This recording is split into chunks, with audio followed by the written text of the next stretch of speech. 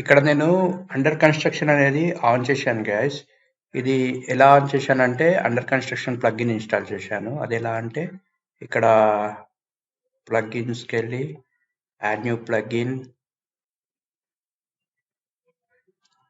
ఇక్కడ సెర్చ్ చేశాను under construction అని. ఇదే గైస్ ఆల్రెడీ ఇన్స్టాల్ చేసి యాక్టివ్ చేశాను. సో అందుకే ఇలా వస్తుంది. ఇది ఇన్స్టాల్ చేయగానే ఇక్కడ వస్తుంది అది. ఇది అండర్ కన్స్ట్రక్షన్ మోడ్ ఉంది కదా, ఇది ఆన్ చేసి పెట్టుకోవాలి. దీనివల్ల ఉపయోగం ఏంటంటే సైట్ మనము చేసేటప్పుడు బ్యాక్ ఎండ్ నుంచి సైట్ని చూసుకోవచ్చు, కానీ ఫ్రంట్ ఎండ్ నుంచి చూడలేము. ఫ్రంట్ ఎండ్ నుంచి ఎలా చూడలేమంటే ఒకసారి ఇన్కాగ్నిటో విండో ఓపెన్ చేస్తున్నా.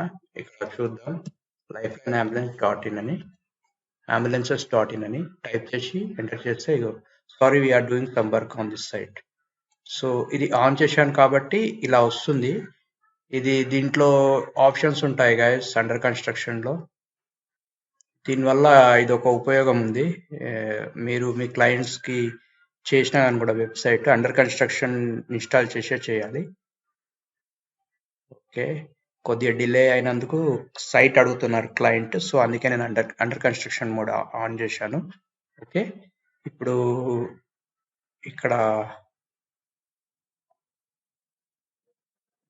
సెట్టింగ్స్కి వెళ్తే అండర్ కన్స్ట్రక్షన్ ఉంటుంది. దీంట్లోకి వెళ్ళాక ఇక్కడ డిజైన్ ఉంటుంది. నేను ఈ డిజైన్ సెట్ చేశాను.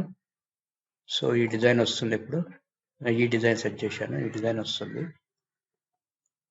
ఇక్కడ మెయిన్కి వెళ్ళి ఇది అండర్ కన్స్ట్రక్షన్ మోడ్ ఆన్ చేసి సేవ్ చేయాలి గైస్, అప్పుడు మనకి ఇది వస్తుంది. ఈ విధంగా అండర్ కన్స్ట్రక్షన్ మోడ్ని చూసుకోవచ్చు. ఇప్పుడు మనం సైట్లో ఒక 4-5 బ్లాగ్లు యాడ్ చేద్దాం గైస్. యాడ్ చేయడం వల్ల మనకు కంటెంట్ వస్తుంది.